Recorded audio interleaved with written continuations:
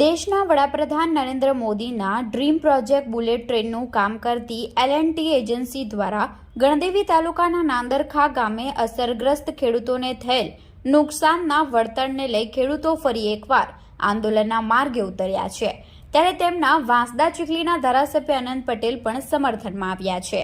વડાપ્રધાન નરેન્દ્ર મોદીના ડ્રીમ પ્રોજેક્ટોમાંનો એક પ્રોજેક્ટ એટલે બુલેટ ટ્રેન પ્રોજેક્ટ કે જેનું કામ નવસારી જિલ્લામાં પૂરજોશમાં ચાલી રહ્યું છે। ત્યારે આ પ્રોજેક્ટનું કામ કરતી એજન્સી L&T દ્વારા અસરગ્રસ્ત ખેડૂતોને થયેલ નુકસાનનું જે વળતર ચૂકવવાનું હોય છે એ ખેડૂતોને એક સમાન આપવાનું હોય છે, પરંતુ એજન્સી દ્વારા એક સમાન વળતર ચૂકવવામાં આવ્યું નથી અને તંત્ર પણ એક સમાન વળતર આપવાની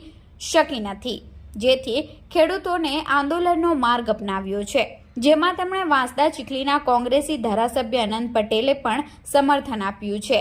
આજરોજ L&T એજન્સીના બુલેટ ટ્રેનના નાંદરખા ખાતે આવેલ ગેટ પાસે ધરણા યોજવા પહોંચ્યા હતા અને ધરણા પર બેસેલ ખેડૂતો અને ધારાસભ્યને પોલીસે પરવાનગી ન હોવાનું જણાવતા અંતે ધારાસભ્ય અનંત પટેલ અને અસરગ્રસ્ત ખેડૂતો સાથે રકઝક પણ થઈ હતી, જે બાદ અસરગ્રસ્ત ખેડૂતો અને ધારાસભ્ય અનંત પટેલ ગણદેવી મામલતદાર કચેરી ખાતે પહોંચી મામલતદારને રજૂઆત કરી હતી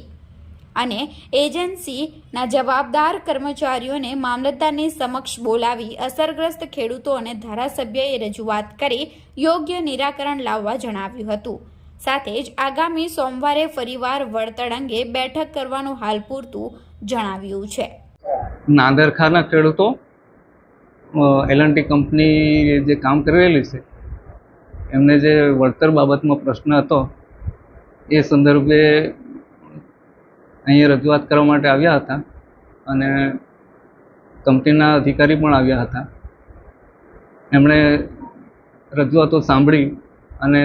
જે કંઈ રજૂઆત ડિટેલ હોય એ સોમવારે રજૂ કરવા જણાવેલું છે અને કંપનીના અધિકારીઓ એ અરજી સ્વીકારવા માટે આવશે। નવસારી જિલ્લાના ગણદેવી તાલુકાના નાદરખા ગામે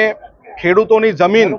L&T કંપનીએ ભાડે રાખીને એમને જે વળતર ચૂકવવાનું હતું, એમને જે માટી ખોદાણ કરીને માટી બીજી જગ્યાએ પુરાણ કરી એનું વળતર લેવાનું હતું અને જે રીતે આંબાની અને ચીકુની કલમો કપાઈ હતી એનું વળતર લેવાનું હતું, જે વળતર ન ચૂકવતા આજે અમે L&T કંપનીની બહાર ધરણા પર બેઠા હતા અને આજે ફરી મામલતદાર સાહેબ પાસે મળીને અધિકારીઓને બોલાવીને ખેડૂતોની માંગણી અમે એમને કીધી છે અને સોમવારે અમે માંગણી આપવાના છે અને જો અમારી કામગીરી